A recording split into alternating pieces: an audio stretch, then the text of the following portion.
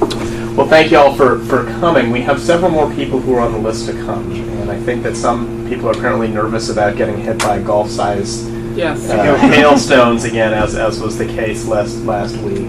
So there might be some people who straggle in the next few minutes, and I'll stretch out this introduction accordingly. And it's my pleasure to do so, because it's a great pleasure to welcome Dr. Kathleen Bliss to the Tower Center to speak for the first time here, I believe. Mm-hmm. And Dr. Bliss is also a new addition to the center as a fellow in the program. Her background is remarkable. You should read her bio, which is in front of you. She represents sort of what the Tower Center is about, somebody who can cross back and forth between the policy and the academic realms with ease, and has a number of interests in history, in politics, in environmental health concerns, and in epidemiology and health policy around the world. She was just telling me a couple of minutes ago about her upcoming travel schedule, which is sort of breathtaking and really sort of going everywhere, which is terrific. Currently, Dr. Bliss is at the Center for Strategic and International Studies.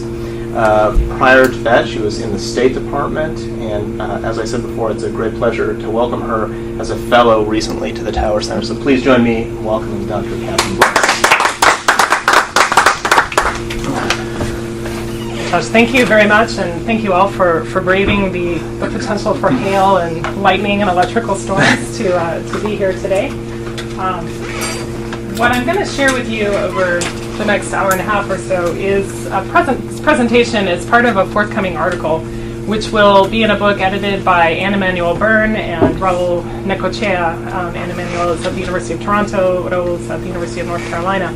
And this is a book looking at various experiences from Latin America around public health and the Cold War, the politicization of health in the context of the Cold War experience in Latin America. Now, this article is actually part of a larger book project that I'm working on, which really examines the experience of US-born nurse, public health practitioner, and political activist named Leni DeVries, who was born in 1905 in Paterson, New Jersey, and died back in New Jersey after a lifetime almost throughout many countries and around the world, back in New Jersey in 1982.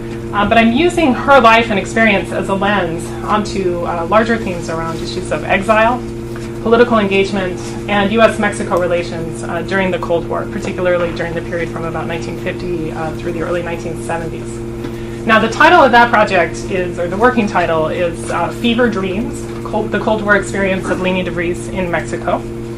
And it is a biography, but I also mean it to contribute to a larger historical literature on kind of three broad topics. One is the way in which health can serve as a bridge between conflicting parties or states, in times of conflict. But another way, is the way in which health can also sometimes serve as a wedge, an area of politicization and conflict during otherwise periods of greater peace. It also, I hope, will shed light on the gendered experience of professional and political engagement, and particularly during the middle of the 20th century, how professionally and politically engaged women experienced conflict around and tension around their engagement in politics and their commitments to social and other causes, and their personal lives, their commitments to their children and to their partners and to their extended families. And a third area in which I hope this will contribute is to kind of, what you can call new histories of the Cold War. For many years, historians have been calling on scholars to kind of move beyond an examination of sort of the formal military or diplomatic relations, around Cold War tensions in East and West, capitalism and communism, the like. For many years now, historians have really taken that to heart and looked at the ways in which kind of informal relationships in areas like medicine, the arts, sports, cultural exchanges, and the like, served, as I described before, kind of like health as a bridge during otherwise, periods of greater conflict.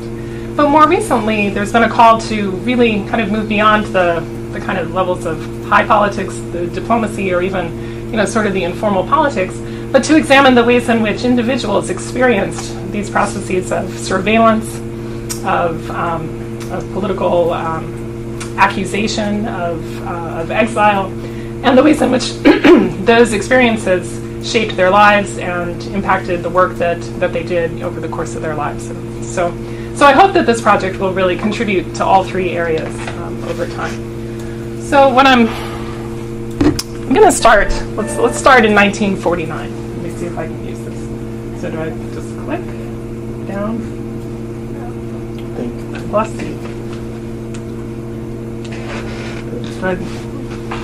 That needs the top button. Okay, you know what? I bet it's not going to work because I have it loaded through PowerPoint. Through online.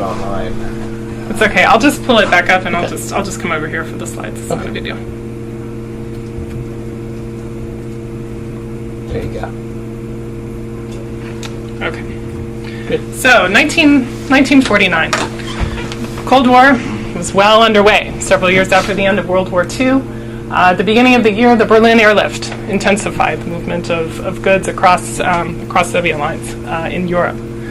At the same time, by the end of the summer, early fall, the Soviet Union announced that it had detonated an atomic bomb, which caused concern and worry, across the globe. This is just a headline from Iowa about that. Later that fall, the Chinese Revolution triumphed under Chairman Mao. This is image of victorious troops walking through the streets. Back at home in the United States, the House Un-American Affairs Committee, House Un-American Activities or Affairs Committee, continued to investigate the role that communist subversion played and the threat posed by communist subversion in the United States. Now, in 1949, the testimony of Elizabeth Bentley, who came to be known as the Red Spy Queen, continued to reverberate around the country. Bentley was a New England native and Vassar graduate who in the 1930s had joined the Communist Party, and in 1945 had a change of heart and turned herself into the FBI and eventually testified before the House to reveal her role in smuggling U.S. technical and political information to the Soviet Union, to her handlers in New York and then on to the Soviet Union. In her testimony, which was secret up until 1948, and then she revealed to the House that year, Bentley named Leni DeVries as the person who had recruited her to the Communist Party in Manhattan in the mid-1930s, in 1935. Now, Leni DeVries, as I mentioned, was a public health activist, a public health nurse, activist, educator, and committed committed engagement in political affairs, who lived between 1905 and 1982. Over time, she was born as Lena Moorkirk in Paterson, New Jersey, within a family living within the Dutch Reform community there. Eventually, she also went by the name of Lee Fuhrer, Lee Stuman. Those are the last names of two of her husbands. And then ultimately took the name Leni Stuman DeVries, and DeVries was the last name of her mother's maiden name before her mother married Mr. Moorkirk in the United States. These names are important because as you try to track information about her in the classified FBI and CIA documents and in Mexican classified documents, having all of these different names available is important because she went by different names at different points. So, as I mentioned, DeVries was born into the Dutch immigrant community in Paterson in 1905. Her parents were adherents to Dutch Reform Protestantism, but her mother had converted from Judaism when she came to the United States. And, over time, Leni was convinced that her mother, that she was actually the biological child of a man who her mother had known in Holland, but that the man spurned her mother upon arrival in the United States, and so her mother rejected her past and married Mr. Moorkirk and converted to Dutch Reform Protestantism. As a teenager, DeVries traveled to Holland several times, met her family, and was deeply inspired by both their political commitment as well as their pride in their heritage as Sephardic Jews from Spain. So she was required by her mother to drop out of school at a very early age to work in the silk mills in Paterson. She was probably too young to have participated in the strikes in 1913, but she, in her memoirs, claimed a familiarity with the strikes, and she certainly was able to describe in great detail the relationships among the, with some of the different laborers with whom she worked. This is an image from a May Day parade in 1913 of some of the children from the mills. She worked in the silk mills, but very early on sought to kind of escape what she called the life of a mill dolly. And against her mother's requirements, became a telephone operator, just basically rejected her mother, became a telephone operator, and then secured special permission to train as a vocational nurse at the college in New Rochelle. And this was interesting because she had not actually completed education beyond the age of 12, and so this was somewhat of an unusual grant. This is not De Vries, but this is an image of a nurse who graduated from the training program in New Rochelle in the 1920s. It was in New Rochelle where she met Wilbur Fuhr, who was a dairy farmer from Long Island, who she married in 1928 and moved with him to Long Island. But shortly after the birth of her first daughter, Mary Lee, Wilbur died, and so she became a widow at the age of 25, basically. So she was very young. It was both to escape the influence of her staunchly Methodist mother-in-law, and also just to find an opportunity to secure a better education and life for herself and her daughter.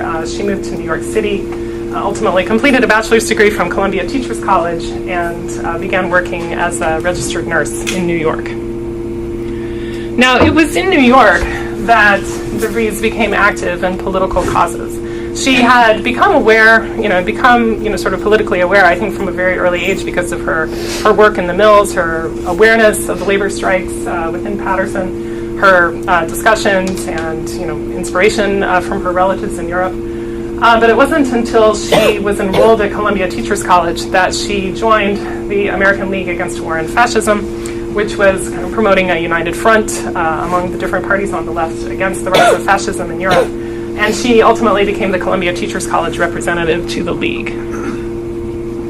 It was also in New York that she began to work with the Birth Control Research and Clinical Bureau run by Margaret Sanger, pioneering population research and activist Margaret Sanger. De Vries didn't work for Sanger for very long, but she was very inspired by her work, and there are some letters that she wrote to Margaret Sanger in which she says, I really feel like this isn't even work. This is my inspiration. This is my life. She felt that, particularly when she went to some of the tenements where she went as a visiting nurse. While she was in school, she worked as a visiting nurse, and when she went to some of the poorer neighborhoods, she certainly felt that there was both a real desire and a real need for women to be able to manage their pregnancies. In the late 1930s, through her outreach as part of the American League Against War and Fascism, De Vries ultimately joined the American Medical Bureau to Save Spanish Democracy, which was aligned with the Abraham Lincoln Brigade, which was the U.S. faction that sent the international brigades that sent soldiers to Spain to support the Republican cause against the nationalists. She's not in this picture, but the American Medical Bureau included ambulance drivers, doctors, and nurses who volunteered for anywhere from 4 to 6 months to longer. De Vries was actually only there for about 4 months, but this was an extraordinarily influential period in her life. She, I think, was, in some ways, felt free to be able to engage in the public health that she felt was so important. She was working as a nurse on the Madrid front, ultimately opening and running a hospital for the wounded within the Abraham Lincoln Brigade. And she had been able to place her daughter, who at the time was, I think, about 7. She was able to place her daughter with friends, up at a farm in New Hampshire. And so I think, she felt liberated from the responsibilities of being a single mother to a young child, and was really able to carry out the work that she felt passionate about. Ultimately, after about 4 months, the money that she had allocated for the lodging for her daughter ran out, and so she had to come back to the United States. And she participated in kind of a brief tour of the United States for the Daily Worker to offer insights about the conflict in Spain, but ultimately had to find paying work to keep herself and her daughter So from 1937 until about 1949, when she left for Mexico, DeVries worked in a series of jobs, both at the federal level and at the state level, primarily in around issues of maternal and child health. So she really drew on her experience as a vocational and visiting nurse in New York, her work with Margaret Sanger, although it's not clear that she was actually promoting birth control during this period, but she was very committed to improving the health of women and children. Her first stop was New Mexico, which was where she went following a friend from the American Medical Bureau. I think they felt that because they spoke a little bit of Spanish and understood something about Hispanic culture, they might be able to make a difference in New Mexico. They had a friend who was from there initially. So she spent several years in New Mexico, living in the city of Las Vegas, if anyone knows where that is. It's a little bit northeast of Santa Fe, but really working throughout that region to deliver healthcare. Later, she served in Chicago. She was based in Washington, D.C., working on federal projects that took place throughout the Southeast. And finally in Los Angeles, where she managed a program for braceros, Mexican workers who were brought to the United States during World War II and were working in agriculture and other areas. So, and also she was in Puerto Rico for a brief period as well. So, over the period from really beginning in 1937, the FBI began to show interest in DeVries. When she came back from Spain, she was required to surrender her passport. She was not allowed to travel again after that, because there was suspicion about Americans who had traveled to Spain with the brigades.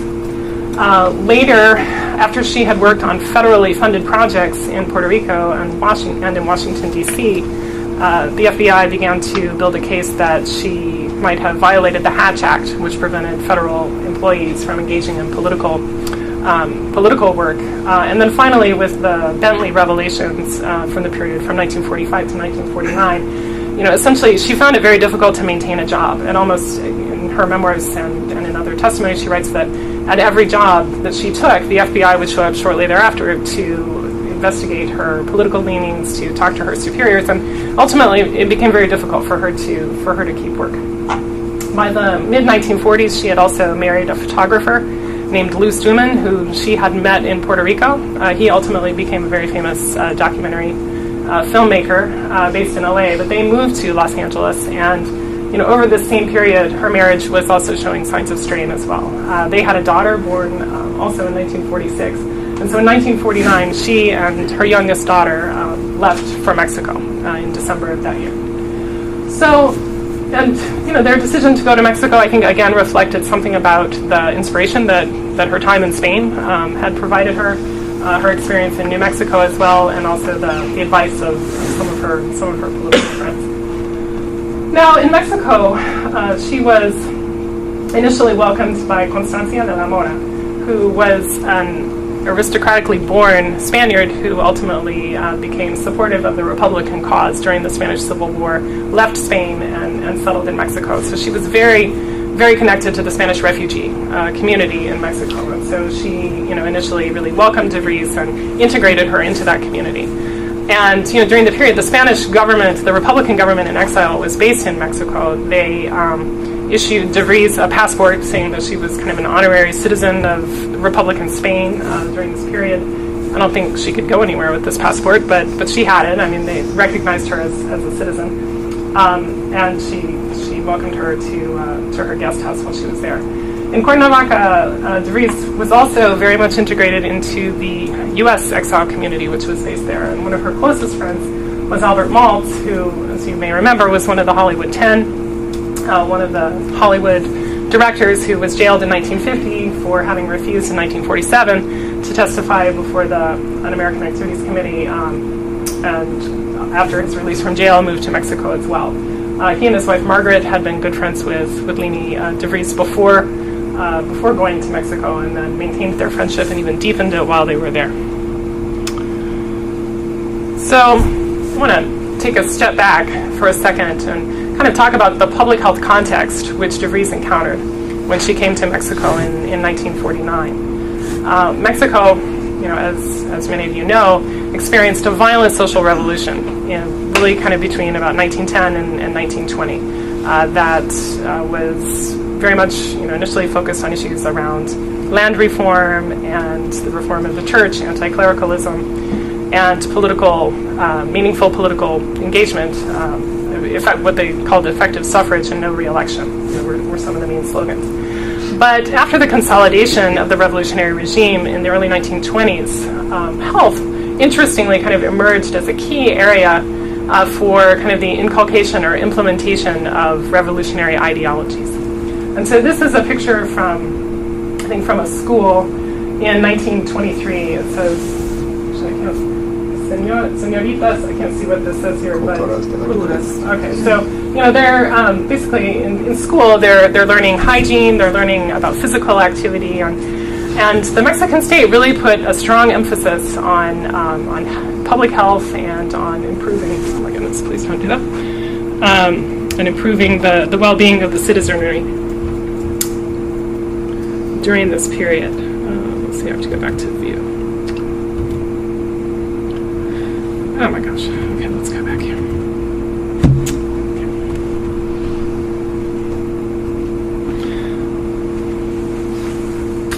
Okay. And it was during this period that the Secretariat of Public Education and the Department of Public Health began to work very closely to coordinate messaging about health within the schools, with the idea that they could use children as vectors for the transmission of new and important ideas about health and hygiene.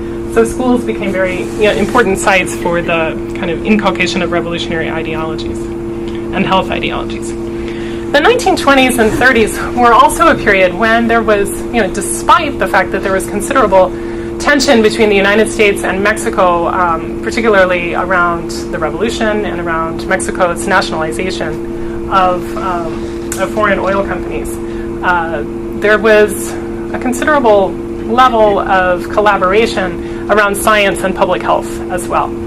Some of this was government to government, or happened through the auspices of the Pan American Health Organization, known, I guess, at that time as the Pan American Sanitary Bureau, but now it's the regional arm of the WHO. But also happened through private foundations like the Rockefeller Foundation, which, when you think about it, is kind of interesting because Rockefeller Foundation, funded in large part through proceeds from Standard Oil, which was one of the companies that was actually ultimately expropriated by the Mexican government. So it's kind of an interesting turn of events. But there was quite a bit of collaboration around issues like hookworm eradication, malaria, and other kind of tropical diseases of particular interest. So this is from 1939. This is a national campaign against malaria. You can see the very Art Deco mosquito here, kind of disembodied and fragmented.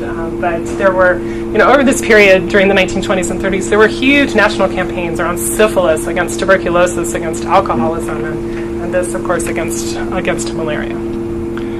So DeVries, as I mentioned, was part of the Spanish exile community in Cuernavaca, but she was also part of the American exile community. And it wasn't long before she came under the surveillance of visiting tourists and public officials who maintained an interest in knowing what DeVries might have been up to.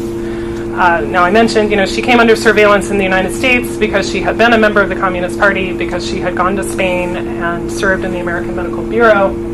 Bentley had named her as the one who'd recruited her to the party in 1935, and then there was concern that she might have violated the Hatch Act over her period of work for federal programs. Well, this just gives you a taste of what some of the communication was like. This was from a tourist who some people suspect may have been a prominent gossip columnist in New York City at the time. But she wrote, and I have other. Here it's blacked out, but she wrote to Director Hoover of the FBI to provide information about people of interest in Cuernavaca. And so here she says, I got hold of an old copy of McCall's magazine, the May issue. Liz Bentley, so Elizabeth Bentley, the Red Spike, whom tells her story and mentions her original contact as being Lee Fuhrer. This happens to be Leni Morkuk Stuman de Vries Fuhrer. I don't know what order her names come in, but this is for sure. The article had leave me scared out of her wits, only I did not know who she was until after my papers had been pretty thoroughly rifled and a copy of my letter to you had been stolen. So there were numerous letters like this to the FBI in the early 1950s about, some which were clearly directly about de Vries, others in which de Vries was mentioned, but which were about other Americans living there. So there was quite a climate of surveillance and discussion during this era. De Vries supported herself initially in Cuernavaca by teaching nursing and by teaching English. But ultimately, by 1952, she decided to move to the state of Oaxaca in southern Mexico. And she, now if you go to Oaxaca, there is probably a fairly large American community there. But at the time, I think she was really moving, quite a remote place for herself. And I think, there were several reasons. I mean, she described that, she wanted her daughter to be able to enjoy a life, a more kind of authentic Mexican life, not surrounded by so many exiles and expatriates. But I think she also worried about the surveillance that she was experiencing and was fearful that the FBI, was continuing to monitor her, which indeed they were. So here, this is just an example from her activities in July and August of 1952. And this is typical for many years after this, where there would be an agent sent from the Mexico City office of the FBI down to Oaxaca to monitor de Vries' movements for a week at a time. And so here it says, well, she goes to the market every day, she stops and has coffee with her friends, then she comes back a little later in the afternoon, she has a drink or something, and then she takes a siesta and then she goes home and stays at home the rest of the day. So, but in addition to this kind of work, so de Vries was also running a guest house in Oaxaca. She had kind of learned from Constancia de la Mora and was running a guest house. And they were very interested in who might be visiting de Vries at her guest house. And so whenever there was someone with an American car and American plates, first thing they wanted to know was, if this person who was the owner, had this person ever been a member of the Communist Party? Was there any kind of record on them? And when, in a couple of cases it turned out that there were people who had been employed, like at Voice of America or the Library of Congress, this sent off all kinds of alarm bells, and messages were sent back to Washington and elsewhere to dig up this person's file to find out if they had in fact been engaged in political subversion or not. So I think continuing to seek work that was more remote and away from the surveillance that continued to dog her. In 1956, de Vries decided to take on a new line of work. She had been continuing to teach English and teach nursing, but in 1956, she writes that she found herself offering to teach health to indigenous communities within a massive federal project that was working to dam the Papaloapan River in southern Mexico and create both electricity and reclaim the land for agriculture and other economically productive pursuits. So this is a fairly contemporary picture, but an aerial view of the Papaloapan River. It's the watershed of the Papaloapan. Oops, I'll start here. So the Papaloapan is here. It's number 6. It basically covers parts of the states of Veracruz, Puebla, and Oaxaca. And so de Vries was based in Oaxaca. And just to give you a little bit of background, this is a picture after flooding in Tuxtepec, Oaxaca in 1944. And there had been periodic floods over the course of the beginning of the 20th century, but in 1944, you can see all the mud, just came down the main street of the city, and the floods were considered to be devastating and damaging to the population. I should say there was not a huge population in this area, only about 200,000 people, which was another reason that it was considered to be attractive, because there was a sense that Mexico facing food insecurity and land pressures, that if this area could be drained and controlled through a dam process, the land might be arable and potentially used for other kinds of agricultural work. So following these floods in 1944, Mexico had set up a federal commission patterned after the Tennessee Valley Authority, patterned after the TVA, to embark on a decades-long project to move some of the communities that were situated within the watershed, dam the river, create a major reservoir, and ultimately free up considerable land for agriculture.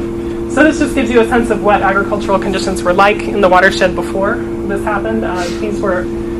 There was an estimate that there were about 25,000 members of different indigenous communities that were going to have to be relocated over the course of the damming. This is a Mazatec community that you can see they're doing very traditional forms of agriculture here.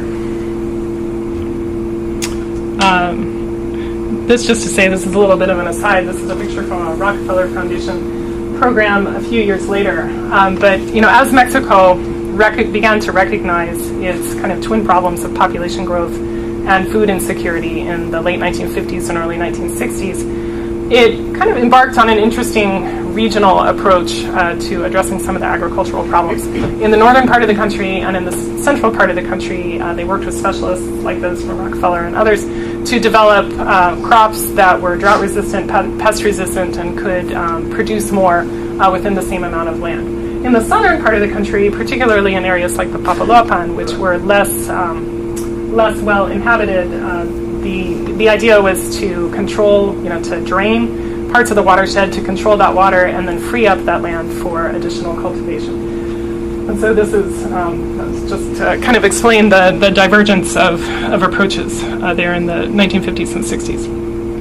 So, this history of, I can't go into it here, and I haven't investigated it, in any depth, but the relocation of these communities in southern Mexico is a very interesting history. There were maybe 25,000 peoples living in, very different, with different languages, with different cultural histories and approaches. Many of them had not been well integrated into Mexican society or the Mexican state before this. So the Commission's approach, on the one hand, was to bring these communities into contact with the state and try to bring public health and education and other measures into these communities.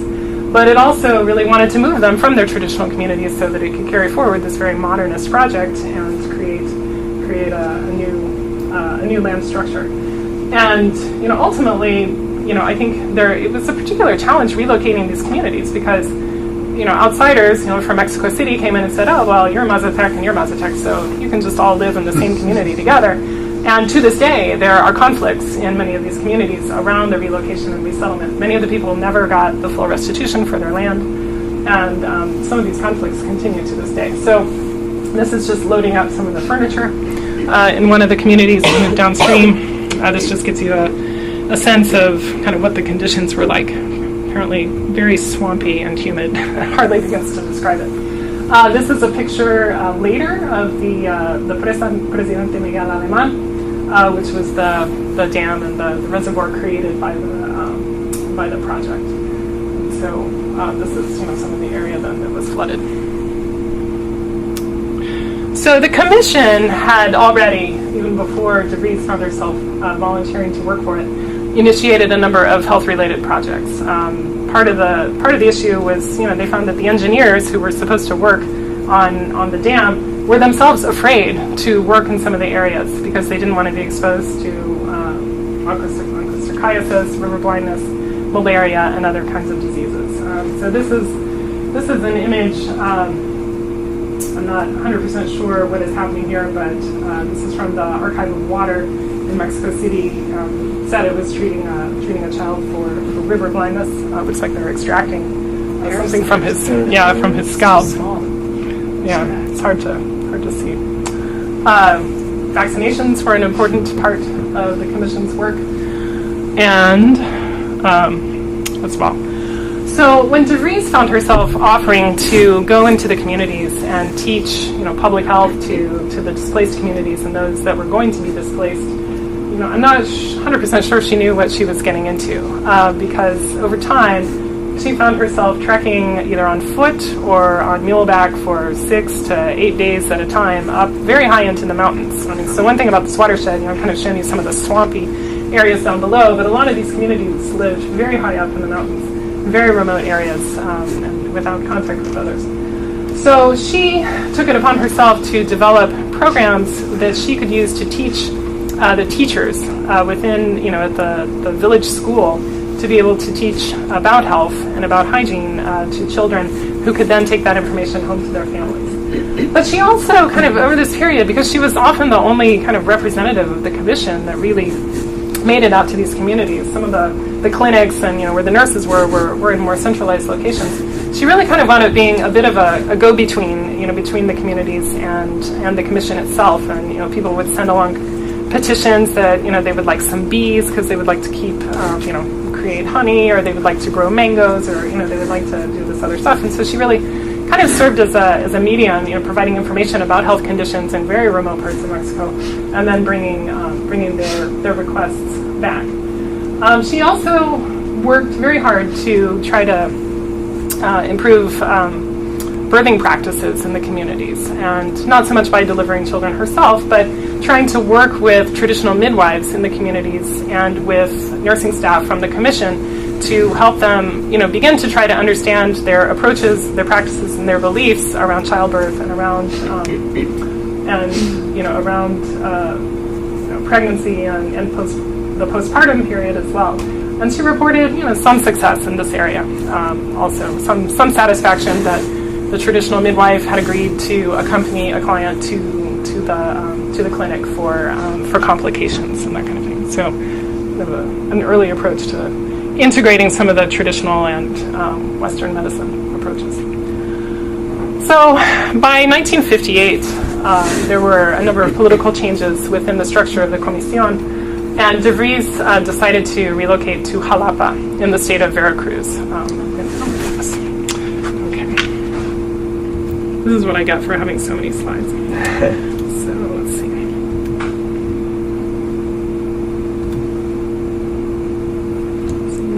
Pull down through these again. Sorry about this. So she, during her work with the Comisión, she had become acquainted with Gonzalo Aguirre Beltrán, who was a very well-known medical anthropologist in Mexico.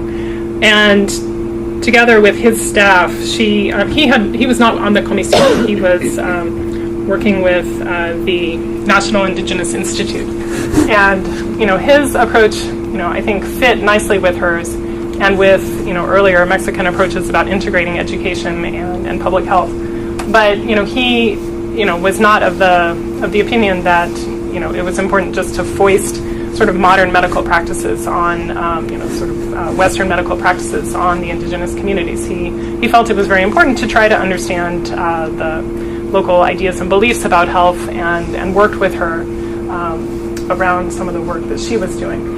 He was called to be the rector of the Universidad Veracruzana in Jalapa in 1958, and brought De Vries to go there with him.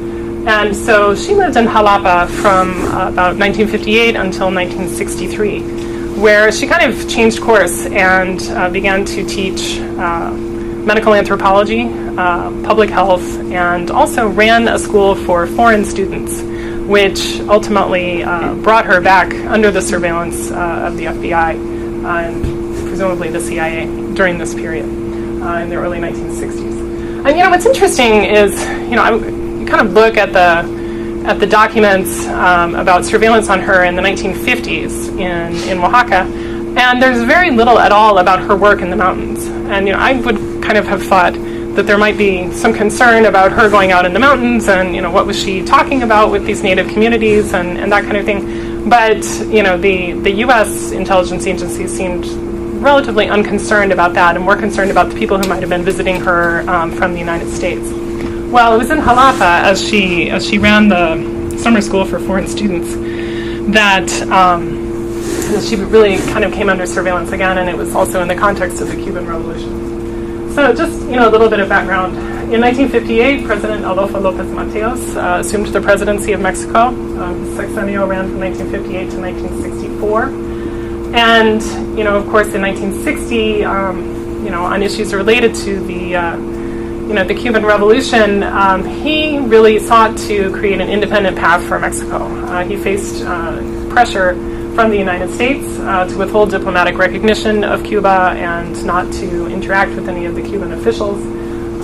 But it was also known. I mean, Mexico also hosted the Cuban Revolution. Didn't necessarily officially host them, but tolerated the presence of Cuban revolutionaries in the earlier period as they prepared for revolution. And so Mexico, really had to play a dual role. On the one hand, as the neighbor of the United States, engaging in conversation about anti-communism and the communist threat. The Communist Party was illegal in Mexico and did not play a role in politics.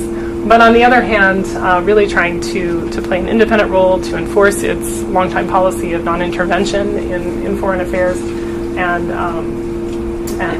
recognizing the Cuban Revolutionary Government. So, just as a way of background, during the López Mateos regime, there was considerable U.S.-Mexican engagement on health, particularly around malaria, and this was something that also involved UNICEF and the Pan American Health Organization. So this was just a meeting among López Mateos' representative and representatives of the other programs to discuss eradication of malaria. Obviously not successful for anyone who has spent time in southern Mexico in recent decades. There's still the possibility of malaria, so it was not totally eliminated. This is just an image of Fidel Castro and Che Guevara, who spent part of their time in exile in Mexico in the 1950s. There were training camps and other areas where they planned some of the activities against the Batista regime. So Mexico, didn't necessarily welcome them, but tolerated their presence, just as Mexico tolerated the presence of U.S. intelligence agencies working on Mexican soil, carrying out monitoring and surveillance of U.S. citizens. The FBI had, there had been intelligence operations, American intelligence operations in Mexico back to the early years of the Mexican Revolution. If not before. The FBI had a long-time presence in Mexico from the early part of the 20th century, and then the CIA operated its first station in Mexico in either 1947 or 1949. So while in publications and in international meetings, Mexico might occasionally refer to, its being upset that there were foreign intelligence agents operating in Mexico.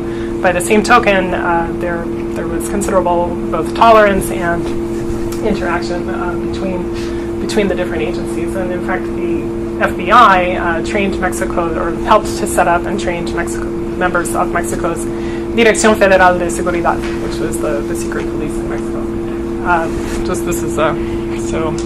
Oops, sorry, I'm going the wrong way. So from, as I mentioned, López Mateos, really kind of tried to maintain a line of independence with respect to U.S.-Cuban relations, or with respect to Cuban relations. And it was in the early 1960s that de Vries, living in Jalapa, really began to come under additional surveillance from American intelligence forces or agents because of her interaction with U.S.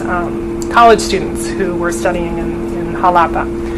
And there are a number of interesting letters to the government from some of the different organizations like Experiment in International Living, which is now World Learning, and some of the others, complaining about de Vries, that she was more committed to, training communists than to training U.S. students, that she was, working to undermine U.S.-Mexican relations. She was pro-Castro.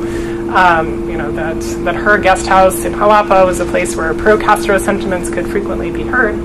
And yet on top of all of this, López Mateos granted de Vries Mexican citizenship by presidential decree in 1961, amid some of the pressure from the U.S. government around the Cuban issues. And she was really one of a handful of people who received citizenship that way.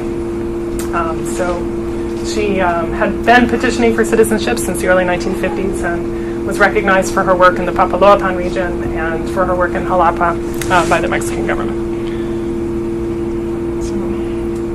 This is just an image of President Gustavo Díaz Ordaz and U.S. President Johnson. I've forgotten exactly what year this is from. Díaz Ordaz was president from 1964 to 1972, and it was under his regime and in cooperation with Johnson that relations became a bit closer around collaboration against the threat of domestic political activity, particularly on the left. It was during this period, kind of from the late 50s and early 60s in Mexico, began to experience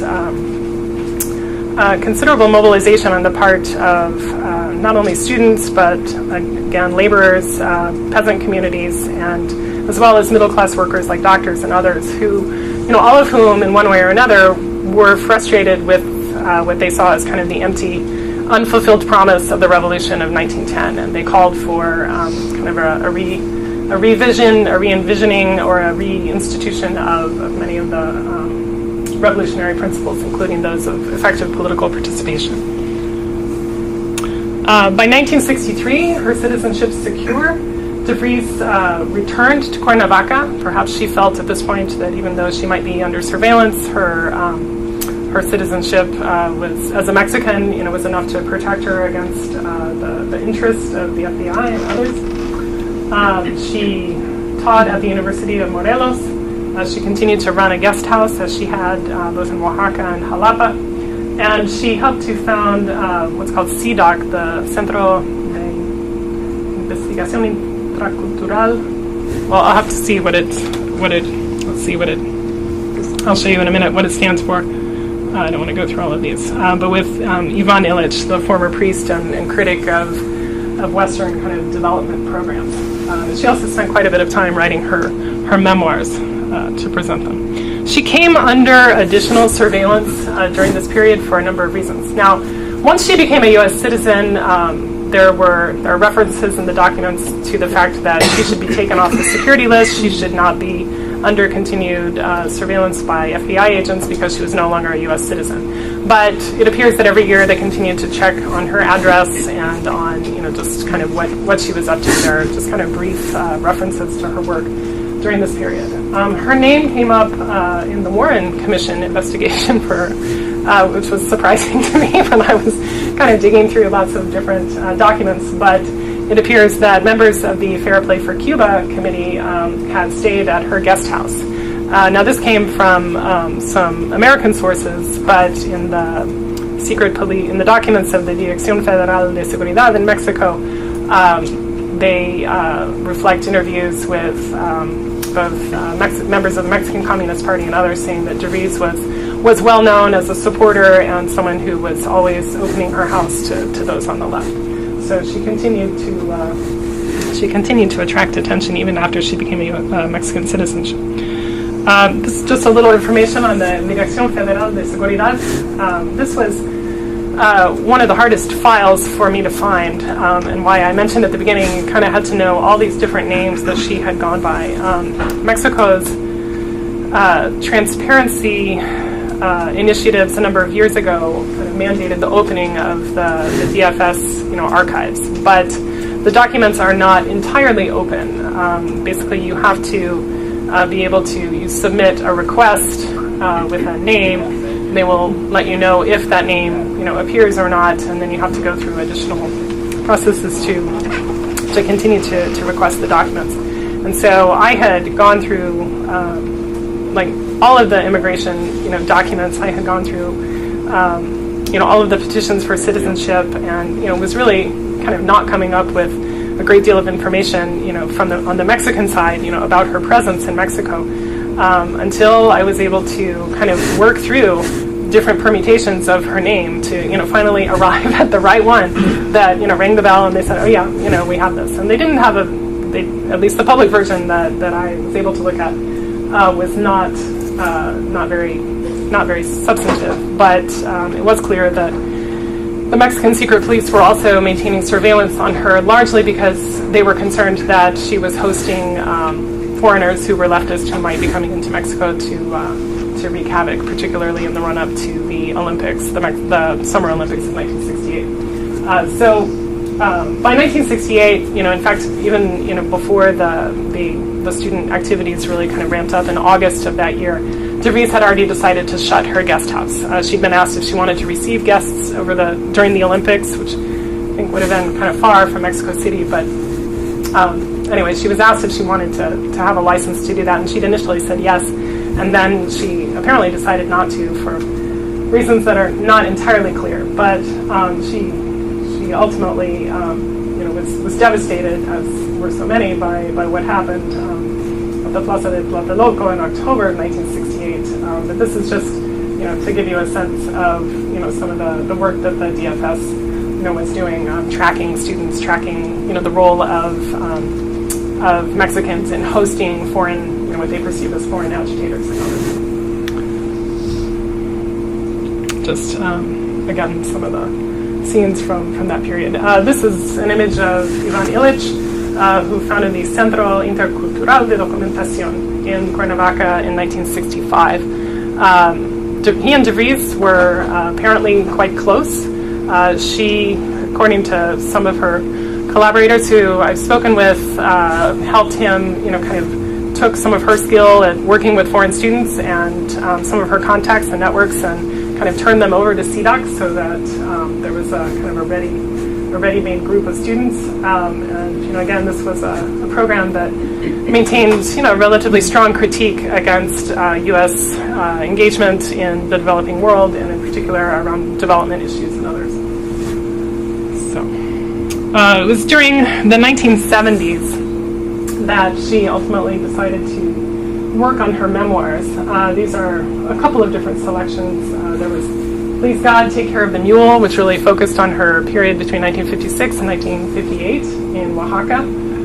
She had really long hair and wore it in braids, kind of like some of the women in the Isthmus of Tehuantepec in Oaxaca. So that's an image of her. This is her memoir that was published in 1979. And a significant revision and update from one that she'd published in Veracruz in Spanish in the early 1960s. But in both, and in this one in particular, she referred to the period of the Bentley hearings, the Bentley accusations. She kind of defended herself. She talked about why she joined the Communist Party, but why she wouldn't admit to the FBI that she had, and her experience of being under surveillance all that period, all that time. She felt, apparently, in an interview with an Argentine journalist in the Mexican news magazine Proceso, she apparently mentioned that there was to be a movie, a film version of her memoir coming out, and that Jane Fonda was going to play her. And I have not yet been able to search the archives of Mrs. Fonda's archive, or for that matter, she also tried to interest Paul Newman in directing the movie. And there is a letter to one of his assistants, and from one of his assistants saying, yes, please send the manuscript. So I don't really know what happened with that, but I'm pretty sure it never got made. So I think there's just one final image I was going to leave you with. The computer may not. There. Okay. So ultimately, Leni DeVries spent her final years following the publication of her memoir in increasingly failing health. She'd been diagnosed with tropical sprue, or celiac disease. In the late 1960s, she had a series of different hernias. She had emphysema. She'd been a lifelong smoker, and her health was really failing. In 1982, she had traveled to New Jersey to have abdominal surgery at a hospital where her sister also worked as a nurse, and she had a difficult relationship with her sister over the course of her life, and some people have said this was really kind of elective surgery in some ways, but really an effort to kind of amend the situation with her sister. Unfortunately, there were complications. She had a stroke and was kind of delirious for a number of days before her death. And according to her oldest daughter, the one who was born in 1930, her mother spent the last hours of her life hallucinating that the FBI were coming into her room and had finally caught up with her. So it's I think her her story is for me, it's a compelling story about public health, about political engagement, and about sort of one woman's navigation of exile and intense political scrutiny. It's not clear to me that she was actually politically active and engaged in subversive activities in Mexico, but yet the intense interest of the government in her activities, suggests that there was something that they found compelling about her case as well. So, as I said, this is part of an article, which is part of a larger project that I'm working on at the moment, and I welcome your comments and questions and suggestions, and thank you for sharing this with me. Yeah, thank you so much for a fascinating talk. I'm sure there are questions. I've got one sort of going in. I wonder. You mentioned briefly that the CIA might have become interested in her in the early '60s. They spent more time, obviously, on the FBI. Is there I wonder, is there a U.S. bureaucratic angle to this story? Right? Because when the CIA is created in '47, Hoover hates the idea, and he fights the idea tooth and nail, and he's going to lose the fight, but one thing that he really tries to hold on to is the Western Hemisphere. Right? He says, look, FBI has this long-standing presence in Mexico and in other areas of Latin America. We've been meddling there for years. Don't you meddle there? Maybe is there an answer to your last puzzle? Like, why does the FBI care so much?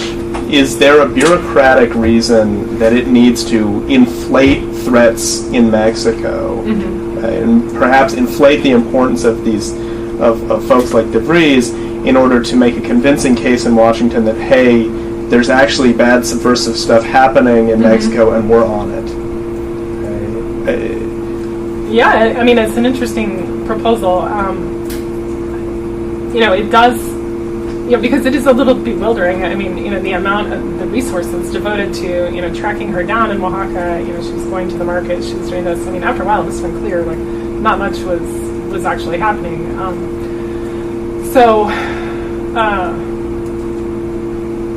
Yeah, I mean, that, along with, the voluntary writing of, these tourists who, wanted to be good citizens, besides this one woman, there were a couple of others, who sort of, wrote in a very sort of personal, let me tell you about, what's happening in Mexico. It seems that agents kind of evaluated some of that and said, well, we don't think she's actually, like, going to be the best correspondent or something, so there seems to have been some discernment about, whether, we'll actually trust, what this person says. We can't send everything, back to Washington. But it's an interesting angle, so it's certainly worth pursuing. But it seems to have been the FBI that maintained the greatest interest in her. Did you find nothing that came up in CIA archives? There is, yeah. But I'm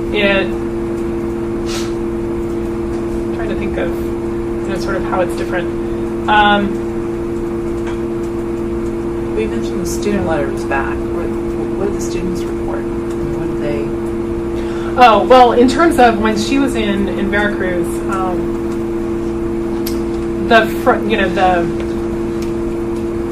there were informants, and whether they were, American informants in Jalapa or whether they were Mexicans who were reporting to FBI agents, I'm not sure, because their names are blacked out. But they would report, she's known to go to pro-Castro rallies and cheer anytime down with the U.S. is mentioned. Some of these informants really tried to paint her as very anti-American, and suggested that she was using her influence with students to create that sentiment among them as well. But it was more the organizations like Experiment in International Living and some of the others that would complain to the government saying, we're trying to bolster international relations here, but we feel that she's creating such a hostile climate. And, for every one of those letters, there are probably 20 from former students saying, you were such a great mentor, you were an inspiration, your work in the mountains is something that inspires me. So she was, it's not something I mentioned, but she in her, later years, I mean, I think really took on, the role of mentoring, particularly young women who were, interested in anthropology or in academia and other areas, and really tried to help them, think through their professional and personal commitments.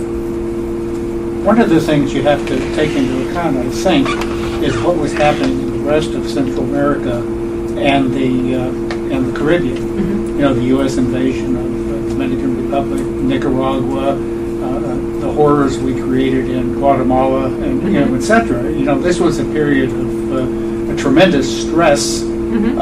And paranoia about communism itself, Mm-hmm. and so it created a backdrop in Mexico for a lot that happened, I think. Mm-hmm. What do you think? Sure. I mean, I think it doesn't, in the, I guess I'd say the 50s and early 60s, until the Cuban Revolution, you don't see, in either her discussions or in, the discussions, around, any of that work in, Oaxaca or, what was happening in central Mexico, so much about that context, but certainly, Che Guevara and others had been in Guatemala and then, made their way to Mexico. There was considerable, discussion and exchange among, all of the student groups and, those interested in political reform throughout the region. And so, it stands to reason that, particularly on the student mobilization side, there would be, both exchange and inspiration from some of the different cases. I'm surprised that some of these documents that are so old are redacted. Is there no time limit on this? I need to do another FOIA for these documents. These were released in the early 2000s, and so maybe that another 10 years has passed. And well, is there a kind of a set limit? Because it seems to me even 40 years is sort of excessive. I mean, Nixon released his tapes. You would seem. I mean, Which were probably a lot more damning than anything in That's here. what I was thinking. I don't know. I mean, most of what's blocked out are the informants' names, and so if they're still alive, they may wish not to be. Okay. I don't know. And part of it is just a workload issue. I mean, there are so many files now. There's just so much stuff in the archives that actually going through the process of unredacting. But you're right. I mean, there's a lot of nonsense as well. I mean, there's stuff that's decades old that's still redacted really shouldn't be. Well, and it's interesting because the documents that I've been using were released to Teresa's oldest daughter, and then she turned them over to the Schlesinger Library at Harvard and Tannenwald Library at NYU. And what's interesting is, in some cases they were released in different tranches, and in some cases it's the same documents, and different parts are redacted in different ones. So you can kind of look at it and say, oh, okay, patch the two pieces together. So. Some of them are so unreadable. So much is redacted. Yeah. You say, how could anybody make sense of It's it? all black. I thought of giving like one of the pages that's completely black except for like the page number at the bottom or something. But. So could you tell us a little bit about what happened to her daughter? Because my God, what a life that child had, that oldest daughter. Well, she has two daughters who are both still living. One I have had an opportunity to speak with. She lives in Manhattan. She was born in 1930, so by the time DeVries moved to Mexico, she was already in college. And she ultimately became an artist and an art historian, had a long academic career as an art historian, and but I think for the last 15 or so years has really been interested and motivated to collect information about her mother and try to process her own experience of really that period between 1930 and 46 of moving every few years, and her mom went off to Spain to serve in the medical bureau and others. Her youngest daughter I have not had a chance to interview yet, although we're in contact. She remained in Mexico, so she really I think from age 3 on grew up in Mexico, Oaxaca, and then Veracruz, and as I understand it has stayed in Jalapa as an educator.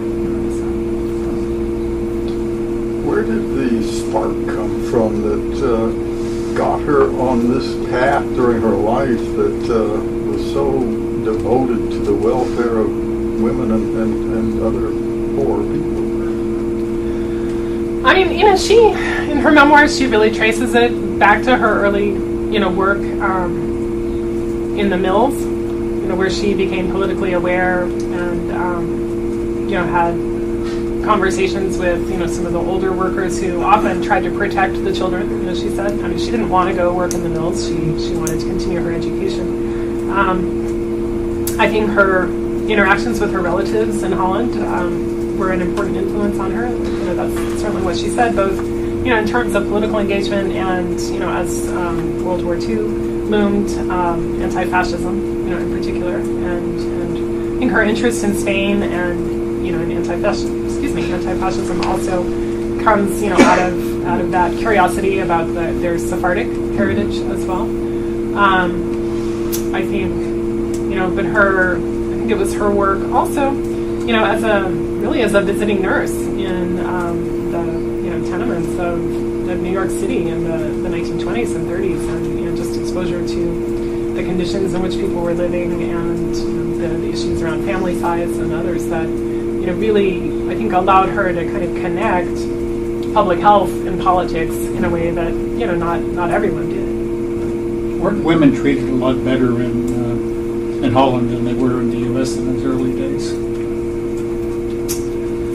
I think in her writings,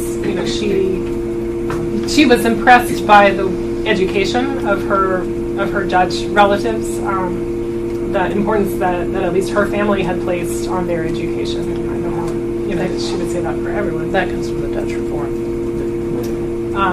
And then also, just her, I think, admiration for those relatives and the people she came in contact with. I think, that was just an important inspiration for her. Her mother grew up in the Jewish faith. Mm-hmm. Yeah, and the family that she visited they were Jewish. The man who, Mr. Moorkirk, who raised her as his daughter, he was Protestant, and she always maintained that he was a very nice man and always nice to her when she felt that her mother was not. Her book Up from the Cellar is the earlier Spanish version. When it came out in the 1960s, one reviewer in Jalapa referred to her as Bikini de Vries, saying that she revealed too much about abuse and physical abuse and sexual abuse and other issues in her early childhood.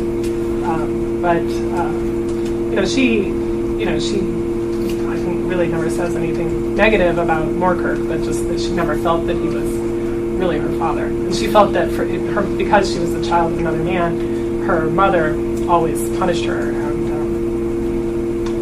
that's her argument. And she wrote, she worked on these memoirs from the early 1950s.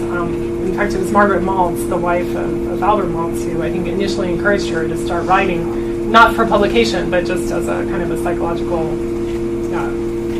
way of processing some of what had happened to her from her childhood through the Bentley period. And so, even in the 1950s, she reached out to some agents to try to get the work published, and at least those early versions. So they said, this is a little too raw. It's not really for our audience, and you need to work on it. And so it wasn't really, until 1979 that a feminist press took it on, Vanilla Press, and published the English version. What was her, speaking of Bentley, what was her response to Bentley's accusation? You said she dealt with it in the memoir. What did she say?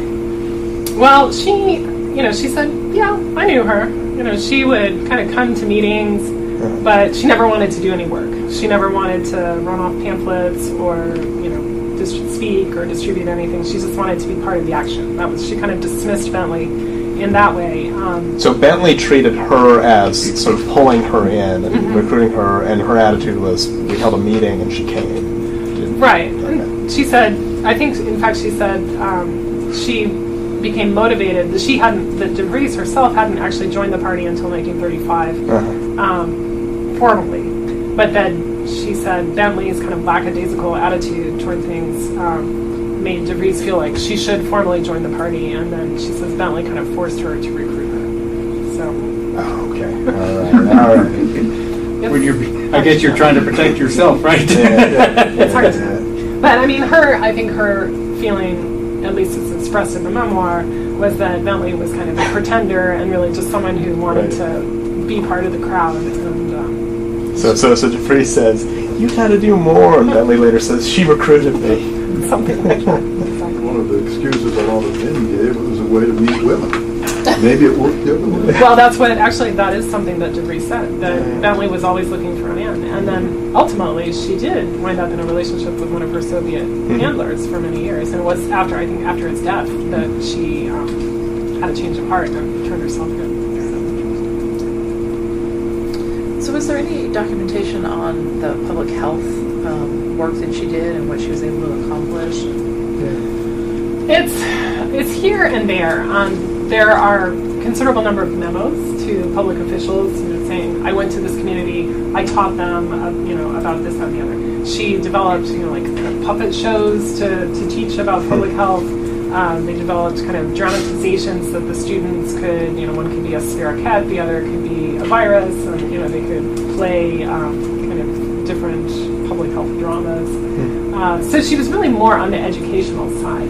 There is quite a bit of information about health conditions in that region, some of which I've been able to go, I've collected a lot of it, some of which I've been able to go through and others I haven't. But, one of the things the Commission was trying to do in the communities that remained was bring in potable water, for example, water and sanitation services. And, most of those communities had nothing of the sort. There were high levels of mal de pinta, which is a skin pigmentation, disease, river blindness, malaria, high number of, deaths of women in childbirth, and measles, lots of measles outbreaks, and others. So, and bed bugs, lots of bed bugs, according to degrees, at least, in the areas where they stayed in beds. A lot of times they just slept on, people's tables in their homes, she and the other teachers would go for several days to do these workshops. It's interesting that not much has changed. I mean, we still use puppet shows, we still use the schools, so that the younger students teach the parents at home. We were going down to Honduras for a number of years on mission trips, and almost everybody had parasites. And so it's just every year you go down, it's the same thing. Back again, we drilled a water well down there as well, and tried to teach the women about, cleanliness and hygiene, etc. And it's just so difficult to get across that you don't do it just while we're there. You got to do it all the time. Well, and I think for so many of these communities that had gone through this relatively traumatic process of relocation and whatever ways they had been used to living, now they were in this other context with other people. I imagine there were quite a number of disruptive factors that made it particularly challenging around health. So even in these communities, which is farming practices and etc., we were dealing in a community above Cochabamba in Bolivia, and by putting in an agrarian to work with the people, they were able, besides getting help to build a dam, to get water all year round, but it was teaching them what to grow and how to grow it. In the agrarian, the community went from basically 90% malnutrition to 0. Wow. And just by working with them, but you have to have somebody there almost all the time. So I admire her for what she was trying to do.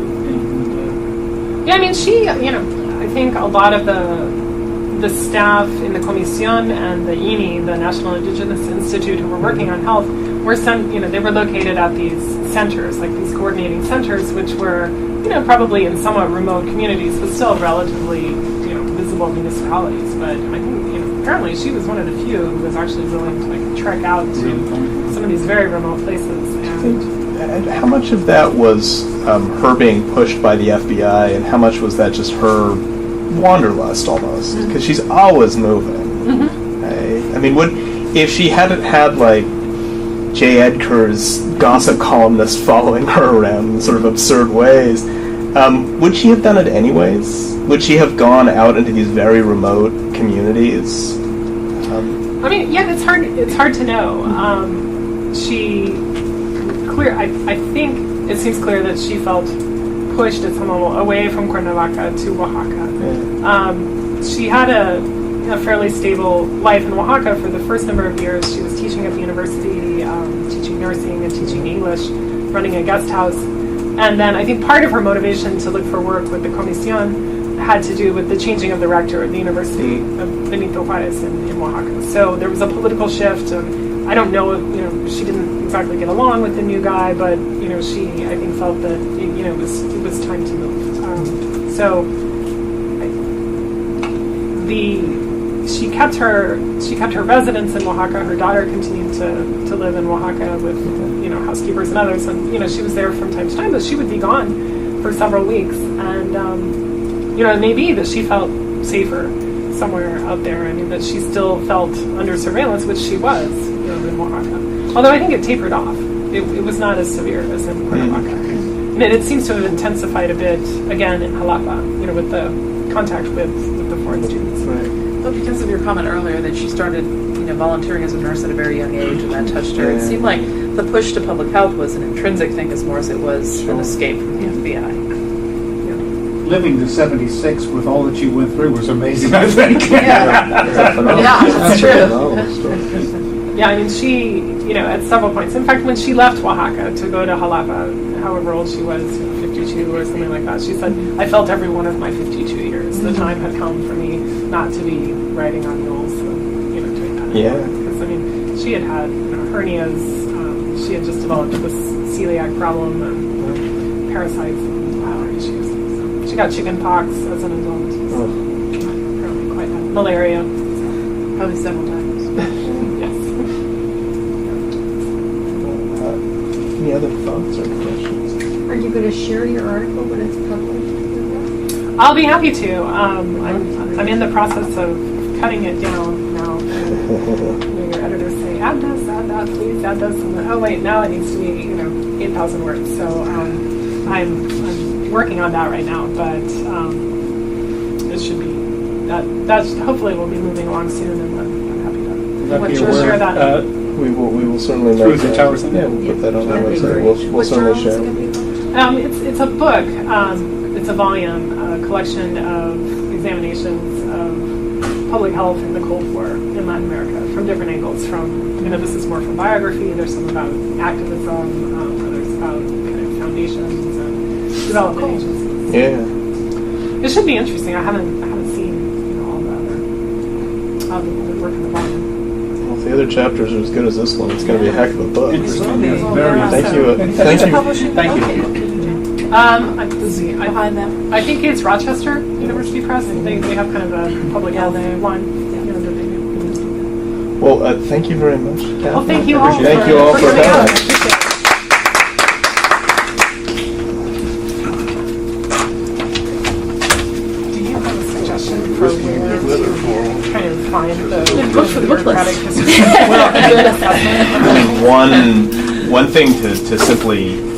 One thing to look for is to see whether or not how deeply CIA cared. So does she show up in Venona at all? Like, is there SIGINT tying her to Moscow? Because there's Venona that's come out in the last couple of decades on who Moscow was talking about, and those names attracted intense CIA interest. If her name got into Venona in any way, then you'll see probably a strong, a real fight, not just a bureaucratic fight. If CIA doesn't seem to care about her at all, or only occasionally, and yet FBI is still driving this, it might suggest there's something else going on. Okay, that's interesting. So I would check there first, see what they have. Harvey Clare is probably the person. It's K-L-E-H-R. K-L. Yeah, he probably knows about as much of these records as anyone. So you can track him. I'm not sure where he is these days. Okay, that's interesting. And it might be that. It might just be inertia. I mean, this was Hoover's MO. I mean, he would start a file, and files never closed. Right. So once the early bureau got its teeth into one, just just kept going Just on. there'd be a memo that we need to follow up. And because When this you were- person, when you were person talking- is so Yeah. outgoing Yeah. and so involved in these different things, you know, it's going to be hard for her to get off their radar. Bureaucrats or bureaucracies regard other bureaucracies as their enemy. Yeah, when you were talking, I had the Army same is- thought. Or it could is gonna just be be the someone me, trying to fill a, Yeah, well, it could- continue the Keep my funding. job, If we don't yeah. spend it, we won't get it It again. could be an exciting bureaucratic story or a very boring bureaucratic story. The guy I know was working advising the U.S. Army on reorganization, et cetera, and they found that their chief competitor was the U.S. Air Force. Yes, absolutely. They could care less about foreign countries. It was just the U.S. Air Force as their biggest Familiarity. for funding. Oh, yeah. Yes, yes. Sometimes in life, you have to realize there are no good guys. That's true. We're reading that book again, Midnight Furies. Are you reading it again? Yeah. Well, Midnight Furies is the new one we're doing. Oh, after this next one, yes. Yeah, and it's about India partition in Oh, I think that's a 1947. great And you book. talk about no good guys. That is absolutely true. Yeah, that's Yeah, gonna but be a good I one. also regot Freedom at Midnight. Yes. Reread that. That's You're the one always I a book read. ahead of me. Haven't And I'm opened this. enjoying your book, Your Fixing book? the Facts. Yeah, you ought to read his. You have a book out there? Yeah, Fixing the Facts. That's, we're having a special session with him for the When? book club in July, I think. Yeah, September. September, okay. No, was it Okay. July was another one. Okay, September. It's The way too far in the Japanese future for me. had three categories. They had enemies, neutral enemies, and friendly enemies. And that was That's an oxymoron. No, not to them. The Germans were friendly enemies. And Mao had a similar Yeah. categorization. He had all these gradations of his rivals. Yeah. Well, it was keep your friends close. Right. Yeah, Right. Closer, right? Yeah, be closer. Having Yeah. lived in Japan for 3 years and made over 150 trips there over the years, I'll tell you, the Japanese are so different from the rest of Asians. So different from the Koreans. And I mean, it doesn't surprise me that they have friendly enemies because they don't really have a negative. Like, they don't say no. They don't have a They never say negative no. concept no. in their culture. You ought to Yeah. try negotiating. I have. Yeah. I learned the hard way because when I first encountered them, I was working for Chase Manhattan doing an audit. We did the whole audit because we would ask questions, not realizing if you suspect the answer is no, you have to ask the question in a double negative because they can't say no. And I was doing a negotiation where we were, because we owned a couple refining systems in Japan, and so our relationship was absolutely necessary for the Saudis and the Japanese to do a deal. That's sort of like a $6 billion deal like 27 years ago. And I had to have I think we'll stop that.